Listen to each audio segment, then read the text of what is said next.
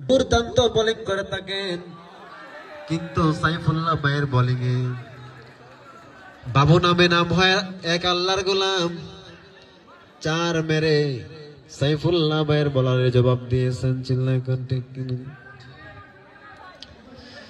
বাবু এবং নাবিদ কৌশলী পরামর্শ করছে সাইফুল্লাহ ভাইকে কিভাবে খেলানো যায়। সাইফুল্লাহ ভাইকে খেলতে হলে ও অস্থির ব্যাটিং, কিন্তু বল চলে গেল সাইফুল্লাহ ভাইয়ের হাতে।